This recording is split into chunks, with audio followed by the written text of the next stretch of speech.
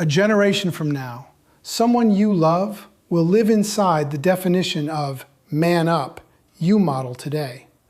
Your son, your brother, your future self. They will either inherit your discipline or your excuses.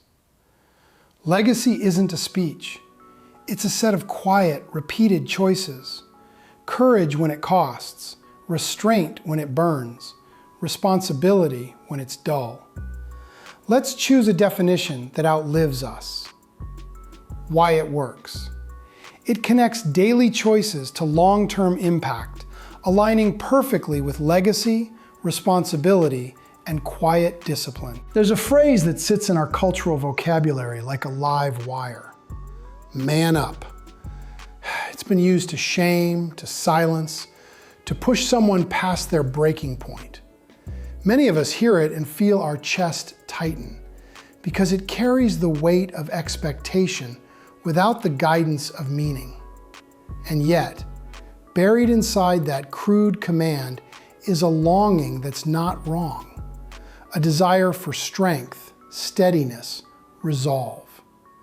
The uncomfortable truth is this: we need a call to rise, but the way we've said it has often been shallow, loud, and careless. Real manhood doesn't need theatrics. The strongest men you've ever known rarely raised their voice. They did not need to. Man up should not be a dare to domination. It should be an invitation to courage, to restraint, and to responsibility. Three elements that don't make noise, but do make men. When I first started working after school, I was 22 and determined to prove myself. I wanted to be seen as competent, reliable, quick. In the first month on the job, I made a mistake. It was small enough that I could have hidden it. I had sent a draft proposal to a client with an outdated figure that increased their projected cost by a few $1,000s. I caught it only after I hit send. My stomach dropped. Immediately, the instinct we all know, my mind started scanning for cover. Maybe they won't notice. Maybe I can blame the old spreadsheet. Maybe I can fix it before anyone sees. A few minutes later, my manager walked by my desk, saw my face, and asked, "You okay?" I told him. He listened quietly. He didn't scold me, didn't lecture me. He just said, "Man up." I felt the flare of defensiveness. It sounded like a slap. But he wasn't pushing me toward bravado. He was pointing me toward courage and responsibility. He said, "Call the client, own it, apologize, tell them the correction. Then come tell me what happened. We'll fix it. You'll never want to make that call again, but you will be grateful you made it now." I made the call. My heart pounded so loud I could feel it in my throat. I told the truth, corrected the numbers, and apologized. It wasn't dramatic. It was humiliating.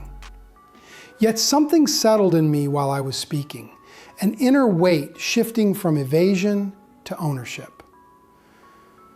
The client appreciated the honesty. We adjusted the proposal. My manager thanked me for taking responsibility and then spent 15 minutes walking me through how to check for that kind of error in the future.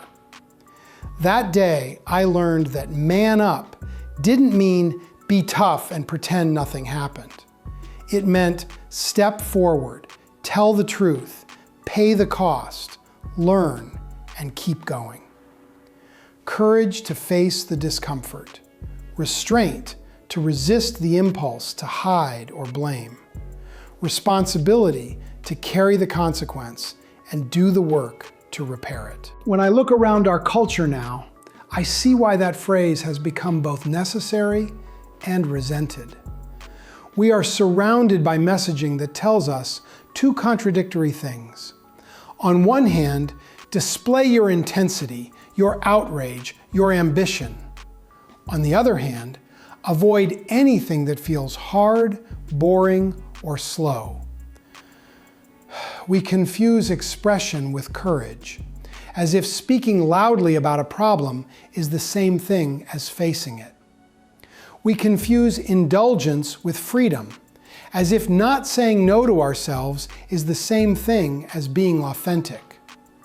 Restraint has been framed as repression, discipline as an outdated burden, and responsibility, steady, unglamorous responsibility, has been replaced with evasive talk about potential, dreams, and mood. The reality is that we're living in an economy of convenience that has hollowed out our daily resistance. You can outsource discomfort. You can scroll away boredom. You can vent your frustrations in 100 directions online and feel the quick rush of self-justification without any change in the underlying problem. The more we can simulate action, the less we seem to practice it. And when the phrase "man up" shows up in that environment, it feels like one more empty demand. Many men either harden into a caricature, performative toughness, or they opt out entirely, calling every call to discipline a form of oppression. Neither approach builds a life you can respect in the mirror. If we're going to reclaim the phrase, we have to redefine it. Man up should mean three things, always held together. It means courage, not the absence of fear, but priority over fear. A willingness to step toward what is necessary, even when it would be easier to delay, distract, or retreat. Courage is not brashness. It is quiet clarity in the presence of discomfort. It means restraint, the deliberate choice to hold back appetites, emotions, and words so that you can direct them towards something good. Restraint is not passivity. It is strength under control.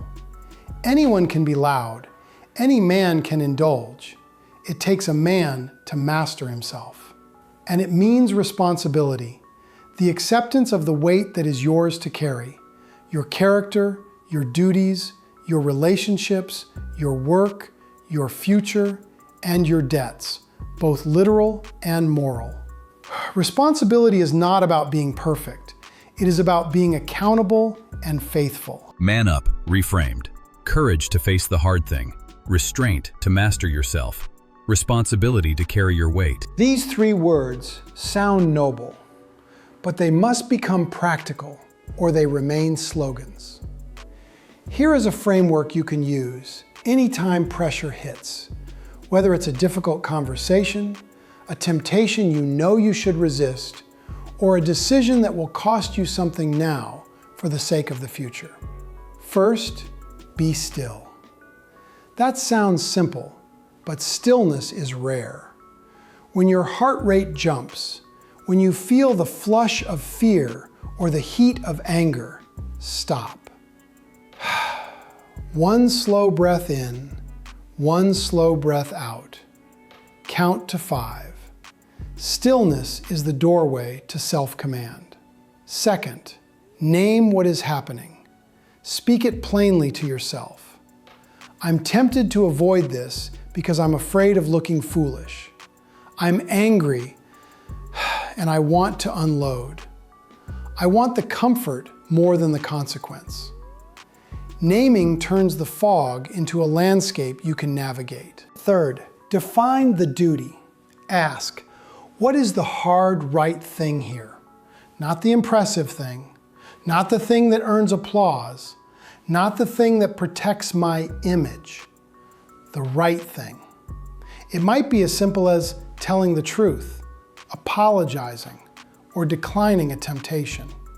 Fourth, shrink the battlefield to the next faithful step. If you think too big, you'll freeze. What is the one action you can take in the next 10 minutes that moves toward courage, restraint, and responsibility?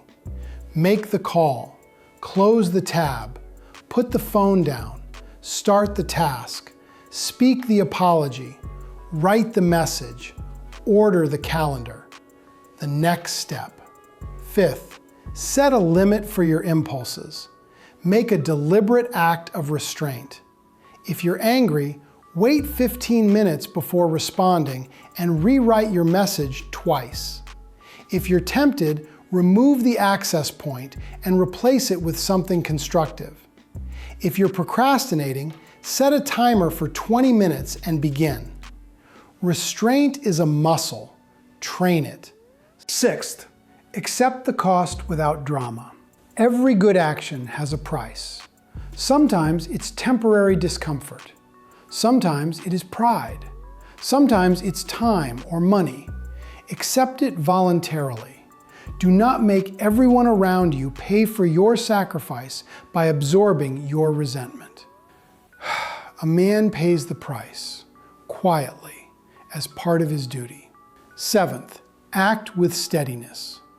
Do the right thing with a calm hand. You do not need to announce your integrity. Let your actions speak for you. Deliver the work. Keep your promise. Show up on time. End the conversation before it becomes corrosive. Forgive and move forward. Execute.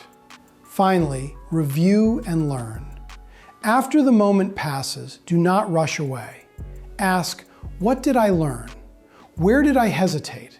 How can I make this easier to do next time? Growth requires review. Without it, we repeat the same cycle under different names. A simple process. Be still. Name it. Define the duty. Take the next step. Restrain the impulse. Accept the cost. Act. Review. Courage, restraint, responsibility. These are words we admire, but their training grounds are daily and ordinary. If you wait for a crisis to practice them, you will be unprepared. So build them into your life deliberately. Start your mornings with clarity, not chaos. Before you touch your phone, sit in silence for 3 minutes. Read something that orients you to wisdom and duty. Write down the 3 responsibilities that must be carried today, not 10, 3. Then carry them. When you end the day, write down what you actually did and where you distracted yourself. This isn't about shame, it's about honesty. Train your body as a school of restraint. Strength training, long walks, running, calisthenics. Choose something that teaches you to do what you don't feel like doing. Show up on the days it's inconvenient. That act alone will bleed into the rest of your life. A man who can make his body obey reasonable demands is a man who can ask his mind and emotions to do the same. Practice voluntary discomfort in small ways. Take a cold shower once a week. Fast from one meal. Park farther away. Carry your grocery bags without the cart. These minor acts sound trivial until you stack them. Every time you choose discomfort when comfort is available, you strengthen your capacity to choose courage when it counts. Set digital boundaries. The phone is not evil, but it is designed to pull you into impulse. Create off hours. Use grayscale. Delete apps that are designed to keep you scrolling rather than learning. Decide on a maximum number of minutes for daily entertainment and keep it. Restraint with your attention is restraint with your life. Clarify your roles and their minimum standards. If you are a son, a brother, a husband, a father, a leader at work, a member of a church or community, write out what faithfulness looks like weekly for each role. Minimum standards might be as small as a weekly call to your parents, a date with your wife, a reading time with your children, a weekly report to your boss, a set contribution to your community. A man's calendar should reflect his commitments. Create a practice of necessary conversations. Once a week, identify one conversation you are avoiding that would clean up your life. then have it. Keep it calm, honest, and brief. You will find courage grows in the space where avoidance used to live. Honor your money. Create a simple budget and keep it. Pay your bills first. Save a small amount consistently. When you spend, ask if the purchase aligns with your responsibilities and your future. Financial restraint is practical respect for your future family and your future self. Keep a short list of men who can challenge you. Accountability is not a buzzword. It is a defense against self-deception. Give 2 or 3 men permission to ask you hard questions and tell them the truth. Alone, we justify. Together, we sharpen. Now let's talk about faith, because discipline divorced from meaning eventually grows brittle. The wisdom of Scripture speaks directly to the heart of this topic, not with swagger, but with gravity. In one brief command, the Apostle Paul writes, "Be watchful, stand firm in the faith, act like men, be strong. Let all that you do be done in love." That pairing matters. Strength and love, resolve and restraint, courage that is anchored in faith, not ego. Without love, strength becomes harsh and hollow. Without strength, love becomes sentimental. Together, they form the backbone of noble manhood. There's another line from Proverbs that has humbled me many times. A man without self-control is like a city broken into and left without walls. Self-control is not about being rigid. It is about protection. Protection for your mind, your family, your work, your legacy. When we lack restraint, our lives become open to every passing impulse. We are breached and we don't even know it. Restraint builds walls that allow what is good to flourish within. What we see in the life of Jesus is the perfect integration of courage, restraint, and responsibility. Courage to confront hypocrisy and to walk towards suffering he didn't deserve. Restraint to hold his tongue, to resist the temptation to prove himself, to forego power when offered. Responsibility to carry a burden that wasn't his for the sake of others. Whether you follow him as Lord or study him as example, the pattern is there. Strength under control, used for the good of others. That is the shape of mature masculinity. Faith anchors discipline. Be watchful, stand firm, act like men, be strong, do everything in love. Self-control protects your life. There's a quiet revolution that happens when a man decides to define man up as courage, restraint, and responsibility. He stops needing to perform for strangers. He does not need to post his resolutions. He does not need to argue about manhood. He simply becomes a man who carries what is his to carry. If you want to align with this, start by asking yourself 3 questions tonight. Where do I need courage right now? Not someday, today. What is the conversation, the decision, the confession, or the action I've been avoiding? Where do I need restraint? Where am I letting appetites, anger, or entertainment govern me? What one boundary can I set that would restore self-control in that area? Where do I need to accept responsibility? What have I been blaming on circumstances, others, or timing that is actually mine to own? Write down your answers. Keep them short and clear. Then, tomorrow, take one step under each heading. Just one. Call the person. Set the boundary. Start the habit. Not loudly, not dramatically, just faithfully. This is how legacies are built. Not with declarations, but with daily decisions. The men who shaped you, the good ones, probably didn't stir crowds. They were steady. They showed up. They paid the bills. They said no to themselves. They told the truth. They weren't perfect. They were faithful. The beauty of that path is that it's available to every man, regardless of temperament, background, or status. Courage, restraint, and responsibility are not genetic gifts. They are chosen behaviors practiced over time. If your past with the phrase "man up" is tangled with shame or anger, untangle it. Replace it. The next time you hear it in your head, translate it. Hear it as, step toward what is right, even if you are afraid. Hold back what would harm you or others. Carry what is yours to carry. And if anyone uses the phrase as a weapon, don't take the bait. You don't need to fight the label. You need to live the definition. Quiet alignment. Ask, where do I need courage? Where do I need restraint? Where do I need responsibility? Then take one faithful step. Before we close, I want to leave you with a simple picture. Imagine yourself tomorrow morning. The room is quiet.